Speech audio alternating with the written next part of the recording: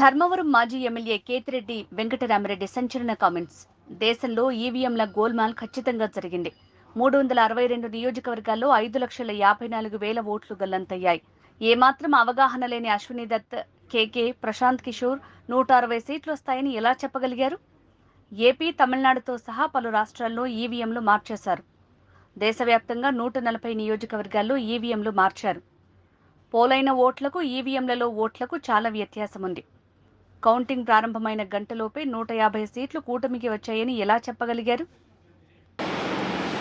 ఏంది ఎలక్షన్లు అయిపోయినాయి, మళ్ళీ ఇది అంతా అయిపోయింది, సీఎం అయిపోయినాడు, ప్రధాని అయిపోయినాడు, మంత్రులు అయిపోయినారు, అంతా అయిపోయినాడు, ఇంకా కేతిరెడ్డిని ఇంకా ఏంది చెప్తున్నాడు ఏందని. సరే, ద బ్యూటీ ఆఫ్ డెమోక్రసీ, ప్రజాస్వామ్యం వర్ధిల్లాలని పెద్ద పెద్ద స్టేట్మెంట్లు ఇస్తూ ఉంటాం. అతిపెద్ద డెమోక్రటిక్ నేషన్ అని చెప్తూ ఉంటాం. కానీ ప్రతి చోట కూడా ఏం జరుగుతుంది, ఏం జరిగిందని నేను 2014లో చూసా. దొంగ ఓట్ల ఎక్కించుకునే కార్యక్రమం, దాని మీద విపరీతంగా ఫైట్ చేయడం జరిగింది. తర్వాత దాన్ని ఆధార్ కార్డుతో లింక్ చేయాలని తీసుకున్నారు, కానీ మ్యాండేటరీ కాదు అనేది కూడా ఒక లింక్ పెట్టి తీసుకున్నారు. ఎందుకంటే మనకు అలా దరిద్రం ఉంది. గ్యాస్ సిలిండర్లు కావాలన్నా ఆధార్ కార్డుకి లింకు కావాలా, లేకుంటే ప్రతిదానికి ఆధార్ కార్డుతో ఉండాలి అని చెప్తారు. కానీ ప్రజాస్వామ్యాన్ని నిలబెట్టేది మాత్రం ఆధార్ కార్డుతో మ్యాండేటరీ కాదు అని చెప్పి ఇచ్చినారు. మరి మిగతా దానికందరికీ మ్యాండేటరీ ఎందుకైందో, దీనికి ఎందుకు ఖచ్చితంగా ఇవ్వాలి అనేది మాత్రం మరి ఆదేశించలేకపోయినాయి. సరే, వాటి మీద దొంగ ఓట్ల మీద అదేవిధంగానే ఇప్పటికీ కూడా ప్రతి నియోజకవర్గంలో 10 నుంచి 20,000, 30,000 వరకు దొంగ ఓట్లతోనే ప్రజాస్వామ్యం గెలుపోవటంను డిసైడ్ చేసే పరిస్థితులు ఉన్నాయి. కానీ నన్ను ఎట్లాగో ఎలక్షన్స్ అయిపోయినాయి, ఓడిపోవడం జరిగింది. కానీ దీనికి సంబంధించి ఏ విధంగా ప్రతి ఒక్కటి చోట కూడా ఈవీఎంస్ అనేది ఇప్పుడు పెద్ద క్వశ్చన్ మార్క్. ఏం జరుగుతుంది, ఏ విధంగా అని చెప్పేసి డే 1 ఈ ఎలక్షన్ ప్రాసెస్ అంతా కూడా మనం చూస్తే తప్ప, ఎలక్షన్ ప్రాసెస్ చూస్తే కరెక్ట్ ఎలక్షన్స్కి ఒక వారం 10 రోజుల ముందు, నోటిఫికేషన్కి వారం 10 రోజుల ముందు అక్కడున్న ఎలక్షన్ కమిషన్ మెంబరు గోయల్ అనే అతను రిజైన్ చేస్తాడు. ఎందుకు రిజైన్ చేస్తాడో, ఏ దానికి చేస్తాడో తెలీదు. తర్వాత అంతకుముందు వరకు ఉన్న ఒక చట్టం, ఒక ఎలక్షన్ కమిషన్లో ఒక మెంబర్ని అపాయింట్ చేయాలన్న దానికి ప్రధానమంత్రి, ప్రతిపక్ష నాయకుడు, చీఫ్ జస్టిస్ ఆఫ్ ఇండియా ఈ ముగ్గురు సమక్షంలో ఎన్నుకోవాల్సిన దాన్ని మళ్ళీ ఒక కొత్త చట్టం తీసుకొని వచ్చి ప్రతిపక్ష నాయకుడు, ప్రధానమంత్రి, క్యాబినెట్ సహచరుడు అని పెట్టి తీసుకొని వచ్చి ఒక కొత్త వ్యక్తిని తీసుకొని రావడం జరిగింది. అది మనం అందరం కూడా చూడడం జరిగింది. కానీ ఏం చేస్తారంటే బ్యూటీ ఆఫ్ డెమోక్రసీ, ఏ విధంగా కావాలంటే వాళ్ళ ఆ విధంగా చేయడం జరిగింది. ఈరోజు నేను కొన్ని ఉదాహరణలతో, నేను ఆంధ్రప్రదేశ్ దీని గురించి మాట్లాడితే మీరు ఇట్లా ఓడిపోయినారు కాబట్టి ఏమైనా చెప్తా అంటారు, ఏమైనా మాట్లాడుతూ అంటారు, ఏం అప్పుడు లేదా ఇప్పుడు లేదా అని కూడా మాట్లాడుతూ ఉంటారు. నేను ఇంతకుముందు కూడా చెప్పా, ఏ విధంగా కేవలం ఒకటి మాత్రమే ప్రశాంత్ కిషోర్ ఏ విధంగా చెప్తాడు, కేకే సర్వే అనే వాళ్ళు ఏ విధంగా చెప్తారు, లేకుంటే అశ్విని దత్ అనే అతను ఏ విధంగా చెప్తాడు 160 అని చెప్పేసి. ఎందుకంటే ప్రజల నాడి ఎవరికి దొరకలేదు, అందలేదు అనేది వాస్తవం. అలాంటప్పుడు వీళ్ళు ఏమాత్రం గ్రౌండ్ రిపోర్టు చేయని వీళ్ళకి ఏ విధంగా తెలుస్తుంది? One thing. ఏదైనప్పటికీ కూడా నేను కొన్ని పత్రికల్లో వచ్చిన ఆర్టికల్స్, అదేవిధంగా మిగతా దానిలోకి వచ్చిన ఆర్టికల్స్ని దృష్టిలో ఉంచుకొని మీ ముందు కొన్ని ఉదాహరణలు తీసుకొని రావదలుచుకున్నాను. ఇక్కడ చూసినామంటే తమిళనాడు రాష్ట్రంలో తిరువల్లూరు నియోజకవర్గంలో ఇది పార్లమెంట్ వైజ్గా నేను చెప్తున్నాను, టోటల్ 14,30,738 ఓట్లు పోల్ అయింటే, కానీ ఈవీఎం మాత్రం కౌంట్ చేసినప్పుడు 14,13,941 ఓట్లు 47 ఓట్లు చూపించాడు. అంటే 16,791 ఓట్లు కౌంటింగ్ చేసిన దానికంటే పోలైన ఓట్లు తక్కువగా ఉన్నాయి తిరువల్లూరు అనే విధంగా. అదేవిధంగా అస్సాంలో చూస్తే 10,760 ఓట్లు తగ్గినాయి. అంటే వీళ్ళు కౌంట్ చేసిన దానికి వీళ్ళు ఈవీఎంలో ఇచ్చిన దానికి పోలింగ్ అయిన దానిలోకి చూస్తే పోలింగ్ అయినది చూస్తే 12,40,306 అయితే ఈవీఎంలో కౌంట్ చేసిన దానిలకు 12,29,546 ఓట్లు ఉన్నాయి, 10,760. ఒడిస్సా ధెనకల్ అనే చోట 11,93,460 ఓట్లు ఈవీఎంలలో పోలయింటే ఈవీఎంలు కౌంట్ చేసినప్పుడు మాత్రం 11,84,33,000 9,427. అదేవిధంగా గుంటూరు మన ఆంధ్రప్రదేశ్లో చూస్తే 14,11,989 పోలయింటే కౌంటింగ్ చేసినప్పుడు 14,04,061 ఓట్లు 7,928 ఓట్లు పోలైన దానికంటే ఈవీఎంలలో తక్కువగా కనపడడం జరిగింది. అదేవిధంగా ఎక్సెస్ వచ్చినాయి, అంటే పోలైన దానికంటే ఈవీఎంలలో ఎక్సెస్ రావడం జరిగింది. ఆ సంఖ్య చూస్తే అస్సాంలో కరీంగంజ్ అనే చోట చూస్తే 11,36,538 ఈవీఎంలలో పోలయింటే ఎంచే టైంకి 11,40,349 అంటే 3,011 ఓట్లు పెరిగినట్టు కనపడినాయి. అదేవిధంగా ఒంగోలులో చూస్తే ఈ 13,99,707కి కౌంట్ చేసినప్పుడు 14,11,174 ఓట్లు. అదేవిధంగా ఒడిస్సా దాంట్లో బలాస్పూర్, మధ్యప్రదేశ్లో మండ్లా, అదేవిధంగా బీహార్లో బుక్సర్, ఇవన్నీ చోట పోలైన ఓట్ల కంటే ఈవీఎంలలో పెరిగిన ఓట్లు ఇవి. అదేవిధంగా ఇక్కడ పోలైన ఓట్ల కంటే ఇక్కడ తగ్గిన ఓట్లు. ఇది ఓవరాల్గా కూడా చెక్ చేసుకుంటే వచ్చిన విషయం. రెండో దానికి చూస్తే టోటల్ ఈ విధంగా చూస్తే దేశవ్యాప్తంగా 140 నియోజకవర్గాల్లో ఈ విధమైన ఓటు డిఫరెన్సెస్ జరిగినట్టు మొత్తం దీనిలో ఫామ్ 17C దీనిలో చెక్ చేసిన చోట మనము చూడడం జరిగింది. పైకెత్మ అదేవిధంగా ఈ విధంగా 16,000 ఓట్ల నుంచి ఈ విధంగా చేయడం జరిగింది. మే 25 ఈసీ రిలీజ్ చేసిన దాని ప్రకారము ఒక్క నిమిషం, ఇవన్నీ కూడా చిన్నవి మాక్ ఓటింగ్లలో జరిగినవి ఇవన్నీ అని చెప్పేసి వాళ్ళు చెప్పడం జరిగింది. ఇంకా ఏమంటే ఫామ్ 20 ఇంకా ఇంతవరకు ఆన్లైన్లో కూడా అప్లోడ్ కాలే. మామూలుగా ఇవన్నీ ఆన్లైన్లో అప్లోడ్ కావాల్సిన విషయం. ఎందుకు అవన్నీ చెప్పచ్చు, లక్షల మెజార్టీలలో వస్తున్నప్పుడు ఈ 1000, 2,000, 3,000 ఎందుకు ఈ విధంగా అని చెప్పేసి నేను దానిలో కూడా కొన్ని ఉదాహరణలు చెప్తాను. దీనిలో సంబంధించి చూస్తే మొదటిది ముంబై నార్త్ వెస్ట్ మహారాష్ట్ర దానికి సంబంధించి మొత్తం ఈవీఎంలలో పోలైన ఓట్లు 9,51,580 ఓట్లు మొత్తం పోలైనాయి. కానీ ఈవీఎంలు లెక్కేసినప్పుడు దాంట్లో 9,51,582 ఓట్లు ఈవీఎంలు మాత్రం కౌంటెడ్గా కనిపినాయి. అంటే ఆడ లెక్క చేసిన దానికి దీనిలకు సంబంధించి తేడా కనపడడం జరిగింది. కానీ అక్కడ ఏం జరిగిందంటే శివసేన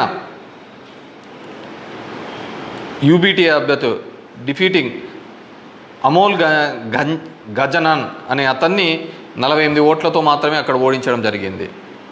అదేవిధంగా సెకండ్ కేసులో చూసినాము అంటే జైపూర్ రూరల్లో రాజస్థాన్లో 12,38,818 ఓట్లు ఈవీఎంల ద్వారా పోలయింటే కానీ ఈవీఎంలలో లెక్కించినప్పుడు మాత్రం అది 12,37,966 ఓట్లుగా మాత్రమే చేయడం జరిగింది. 852 ఓట్లు అక్కడ కౌంట్ కాలే. 852 ఓట్లు అక్కడ కౌంట్ కాలేదు. బీజేపీకి సంబంధించిన రావు రాజేందర్ సింగ్ అనే అతను ఈ సీట్ని గెలవడం జరిగింది.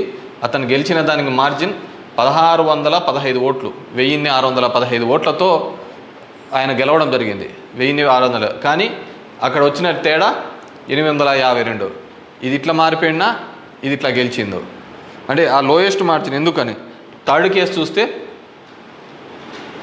థర్డ్ కేసు కంకర్ ఇన్ ఛత్తీస్గఢ్, అక్కడ పోలైన ఓట్లు 12,61,103 ఈవీఎంల ద్వారా ఓట్లు పోలైంటే, ఈవీఎంల ద్వారా మనకు ఫామ్ 17లో ఇచ్చినప్పుడు ఈవీఎంల ద్వారా ఉండేది. కానీ లెక్కేసినప్పుడు 12,60,153 ఓట్లు అక్కడ కౌంటెడ్ అని, 950 ఓట్లు ఆడ కౌంట్ చేయలే, మిస్ అయినాయి. ఎట్లా మిస్ అయినాయో తెలియటంలే, ఎక్కడ కనపడటంలే. దాని ద్వారా బీజేపీకి సంబంధించిన భోరో రాజ్ నాగ్ అనే ఇతను గెలవడం జరిగింది. 1,884 ఓట్లతో గెలవడం జరిగింది ఇతను. Fourth case Farrukhabad in Uttar Pradesh, 10,32,244 EVM ఓట్లు పోల్డ్ అయితే, కానీ ఈవీఎంలలో చెక్ చేస్తే ఫామ్ 17 ఒక విధంగా ఉంది, దీనిలో చెక్ చేస్తే 10,31,740 ఈవీఎం ఓట్స్తో ఉన్నాయి. 460 ఓట్లు కౌంట్ చేయలేదు. ముఖేష్ రాజ్పుత్ అనే అతను గెలిచినది 2,678 ఓట్లతో. ఇటు గెలుపోవటంలో కంటే మార్జిన్ కంటే అసలు ఈ ఓట్లన్నీ ఎక్కడికి పోతున్నాయి, ఎక్కడికి మిస్ అయిపోతున్నాయి. అండ్ ఈ కేసులలో చూస్తే ఇవి అసలు వీవీప్యాట్లను కౌంట్ చేయాలని, అదేవిధంగా 100% ఇవన్నీ మాల్ ఫంక్షన్గా జరుగుతున్నాయని చెప్పినా కానీ మార్జినల్ ఎల్లరని, అదేవిధంగా సర్ప్లస్ ఓట్లు ఎందుకు వచ్చినాయనే విషయాన్ని ఇంతవరకు కూడా ఎలక్షన్ కమిషన్ చెప్పలేకపోయింది. అదేవిధంగా పార్లమెంట్ వైజ్గా ఎక్కడ తగ్గినాయి ఏ విధంగా అని చెప్పేసి ఇంతవరకు ఒక స్టేట్మెంట్, ఒక రీజనబుల్ స్టేట్మెంట్ కూడా ఇవ్వలేకపోయింది. ఈవీఎంలలో ప్రతి దానిలోనూ కూడా ప్రతి పార్లమెంటుకు సంబంధించి ఈ విధంగా తక్కువ ఎక్కువ వచ్చినట్టు కూడా వాళ్ళు చూపించలేని పరిస్థితి. ఎందుకంటే ఇది గెలుపోవటంలో సంబంధించిన సమస్య కాదు. ఎలక్షన్ కమిషన్ ఇంకా ఫామ్ 20 అనేది అప్లోడ్ కాకపోవడం, ఎలక్షన్ కమిషన్ కేవలం ఒక 10 రోజుల ముందు ఎందుకు అతను రిజైన్ చేసినాడు, ఏ కారణాల వల్ల రిజైన్ చేసినాడు, ఎన్నుకునే పద్ధతిలో పాత పద్ధతిని తీసేసి కొత్త పద్ధతి ద్వారా ఎందుకు ఎన్నుకోవాల్సి వచ్చింది, ఎందుకు మిగతా వాళ్ళందరూ కూడా చాలా అర్లీగా ఇది 400 అని ప్రిడిక్ట్ చేస్తూ ఒక భావన చెప్పడం. మనం టీవీలలో కూడా చూసినామంటే ఆంధ్రప్రదేశ్లో 9:30-10 కల్లా కూడా అసలు కౌంటింగ్లో అనేది ఒక రీజనబుల్కి రానిదే 100, 150, 120 అని ప్రొజెక్ట్ చేసినారు. అసలుకు వైసీపీ సీట్లు 25 కంటే దాటి చూపిలా. అసలుకు మొదట అర్ధ గంటలోనే మొత్తం నియోజకవర్గం అంతా ఏ విధంగా చూపిస్తారు, మొత్తం రాష్ట్రం అంతా ఏ విధంగా రిప్రజెంట్ చేస్తారు. సో ఆ విధంగా రిప్రజెంట్ చేయడానికి ఏంటంటే బేసిక్గా అక్కడున్న ఏజెంట్లు కావచ్చు, అధికారులు కావచ్చు, వన్ సైడెడ్గా పోవడం కోసం ఆ విధంగా చేసినారు. ఆ విధంగానే ఉండడంతో ఆల్మోస్ట్ వాళ్ళందరూ కూడా 10:30 నుంచి బయటికి రావడం మొదలుపెట్టినారు. ఏం జరిగింది అనేది అసలు ఎవరికే కానీ అర్థం కాలేదు. టీవీలలో చూసినాము అంటే అసలు 8:30 అంటే 9:30 కల్లా 100-150 సీట్ల లేక వచ్చేసినాయని ఎలివేషన్స్ అన్నీ ఇవ్వడం జరిగింది. సో ఏ విధంగా మీడియా ఎలక్షన్ కమిషన్ వెబ్సైట్లలో పెట్టలేదు, అక్కడ ఆ విధంగా ప్రాజెక్టు కాలేదు. కానీ వీళ్ళే మొదటే చేయడం వల్ల ఏంటంటే దానివల్ల ఏజెంట్లు అక్కడి నుంచి వెళ్ళిపోతారని చెప్పేసి, అదేవిధంగా ఉద్యోగస్తులందరూ కూడా వన్ సైడెడ్గా జరిగిపోతే ఏజెంట్లు అందరూ పోయినారంటే వీళ్ళు రాసుకునేదే రాత అయిపోతుంది కదా. సో ఆ విధంగా అబ్జల్యూట్ మెజార్టీస్ ఇదైతే అంటది. అదేవిధంగా సో ఇదంతా కూడా మనం నిజమైన ప్రజాస్వామ్యంలో దొంగ ఓట్ల మీద ఉన్నామా, లేకుంటే ఈవీఎంలో మిషనరీస్ మీద పనిచేస్తున్నామా, నాకు ఓడిపోయినానని నేను బాధతో కాదుగా చెప్తున్నానని కానీ అందుకే నేను ఆంధ్రప్రదేశ్ స్టేట్ గురించి ఎక్కడ చెప్పలే. దేశంలో జరిగినది వివిధ దీనిలలో చెప్పినది. ప్రశాంత్ భూషణ్ కూడా ఆయన సీనియర్ లాయర్గా కూడా ఆయన కూడా పోరాడుతున్న సందర్భం చూసాం. సో ఇది మనం మాట్లాడకపోతే, ఎందుకంటే మేము ఎక్కడైనా ఊర్లలో పోయినా కానీ, ఊరు నుంచి వచ్చినా కానీ, టౌన్లో కానీ మిగతా వాళ్ళన్నా మేము వేసామని చెప్తున్నారు. మరి వేసింటే ఓట్లు ఎక్కడికి పోయినాయి, ఎవరికి పోయినాయి? ఎక్కడి నుంచో వచ్చి 3,000తో గెలుస్తామని చెప్పేసి ధర్మవరంలో 2 నెలల నుంచి చెప్తున్నారు. ఏ విధంగా ఆ ఫిగర్ అచీవ్ అయ్యి 3 నెలల నుంచి చెప్తుంటారు? So it's a big question mark. So there is completely ఏదో ఒక సెక్షన్లో అయితే మ్యానిపులేషన్ జరిగింది. ఇప్పుడు ఏం చేసేది ఎందుకు కాదు, కానీ జస్ట్ ప్రజలందరూ కూడా మనం అందరం వివేకంగా ఆలోచించుకొని డెమోక్రసీ ప్రజాస్వామ్యాన్ని ఇదే పెట్టుకుంటూ పోతా అంటే మోడీ 3 అవుతుంది, మోడీ 4 అవుతుంది, మోడీ 5 అవుతా ఉంటుంది. ఇంక జనం యొక్క ఓటుకు దాని విలువకు ఎటువంటి విలువ ఉండలేని పరిస్థితి మనం చూడగలుగుతాం. So these are all planned and స్క్రిప్టెడ్గా అంతా కూడా జరిగిందని పూర్తిగా నేను నమ్ముతున్నాను. జనం కూడా అదే విధమైన ఆలోచనలతో ఉన్నాయని నమ్ముతున్నాను. వాట్ ఎవర్ మేబీ, నాకు కూడా ఈ 5 ఏళ్ళు కూడా జనాలు మీరు ఇంకా తిరిగినే చాలు, చేసినే చాలు, ఇది చాలు అని చెప్పేసి ఒక బ్రేక్ ఇచ్చినట్టుగా ఉంది. కానీ బ్రేక్ ఇచ్చినంత తప్ప నాకు రాజకీయాలు తప్ప వేరేది ఏమీ తెలియదు కాబట్టి డెఫినెట్గా నా గొంతును వినిపిస్తూనే ఉంటాను. అన్ని విధాలుగా కూడా ఎక్కడెక్కడ ఏ తప్పులు జరుగుతున్నా కానీ, అది నియోజకవర్గ వ్యాప్తంగా కావచ్చు, రాష్ట్ర వ్యాప్తంగా కావచ్చు, దేశవ్యాప్తంగా కావచ్చు, ఖచ్చితంగా ఇంకా ఇట్లా కాకుండా నేనేం వేరే వాళ్ళను బూతులు తిట్టేది ఇంకోటి ఆ అవసరం లే. జనాలకు ఎంతో కొంతమంది కన్నా సరే నాకు తెలిసిన విషయాన్ని షేర్ చేసుకోవాలనేది ఒక ఆలోచన విధానంగా అనుకున్నాను. డెఫినెట్గా ఐ విల్ కంటిన్యూ దట్. ఎందుకంటే చూస్తున్నాం అక్కడక్కడ జరిగినవి ఇవన్నీ కూడా. ఐ వాంట్ గివ్ ఎన్నుకున్న ప్రభుత్వానికి కూడా, వాళ్ళకు కూడా మనం కూడా ఒక 6 months మనం కూడా టైం ఇవ్వాలి. వాళ్ళు ఏం చేస్తారు, వాళ్ళు ఇచ్చిన మాటను ఏం చేస్తారు, ఏ విధంగా కట్టుబడి ఉంటారు అనేది చూడాలి. ఎన్నెన్నో వాగ్దానాలు ధర్మవరానికి ఇచ్చినారు, రాష్ట్రానికి ఇచ్చినారు, చాలా వాగ్దానాలు ఇచ్చినారు. కానీ అవి ఎంతవరకు నెరవేరుస్తారు, లేదు కేవలం కక్ష సాధింపు చర్యలతోనే మిగిలిపోతారా, ఇవన్నిటినీ కూడా కాలమే సమాధానం చెప్తుంది. సో అప్పుడు end of the day who is the best అనే పద్ధతికి మనం అందరం కూడా మాట్లాడుకుంటామని చెప్పేసి తెలియజేసుకుంటూ, ఈ ఈవీఎంస్లో జరిగిన ప్రతి ఒక్కటి కూడా మీ దృష్టికి తీసుకొని రావాలనే ఒక ఆలోచన. నాకు తెలిసిన డిఫరెంట్ పేపర్లలో ఆర్టికల్స్ డిఫరెంట్ వాళ్ళు ఇచ్చిన ఇన్పుట్స్ ప్రకారం నేను చెప్తున్నాను. సో ప్రతి ఒక్కరికి ఓటు హక్కు కల్పిస్తానన్న ఈసీ మరి ఇన్ని టోటల్ ఓట్లు వేసిన దానిలో చూస్తే దేశవ్యాప్తంగా 362 నియోజకవర్గాల్లో 5,54,598 ఓట్లు మిస్ అయినాయి, కనపడటం లేదు. అది హెచ్చు తగ్గుల్లో కావచ్చు, దీనిలో కావచ్చు, కరెక్ట్గా రాకుండా అన్ని ఓట్లు మిస్ అయినాయి. మరి ఈ ఓట్లని ఎక్కడికి పోయినాయి? సో ఇదే పద్ధతిలోనే మొత్తం నడవాల్సిన పరిస్థితే అనేది కూడా మనమందరం కూడా ప్రజాస్వామ్యంలో ఉన్న ప్రతి ఒక్కరు కూడా మనమందరం కూడా ఆలోచించుకొని భవిష్యత్తులో దీని మీద మాట్లాడకపోతే నిశ్శబ్దంగా ఉన్నాము, వచ్చింది మన గవర్నమెంట్ ఎగలాడదామని, ఇంకోటి వచ్చింది ఇది అని చెప్పేసి వాళ్ళు చేసినారు. సరే, సదరన్ పార్ట్ ఆఫ్ ఇండియాలో కొత్తగా తీసుకొని వచ్చినారు, కులం మతం అనే దాని మీద రాజకీయం తీసుకొని వచ్చినారు. కానీ ఇవన్నిటినీ కూడా ఆలోచించాలి. డెమోక్రసీని మళ్ళీ మనమందరం కూడా నిలబెట్టాలి అంటే కూడా ఇవన్నిటినీ కూడా ప్రజలు ఆలోచించుకొని వారి గలం ఇప్పి వారందరూ కూడా వీటి మీద మాట్లాడాల్సిందిగా కోరుతున్నాను. Thank you.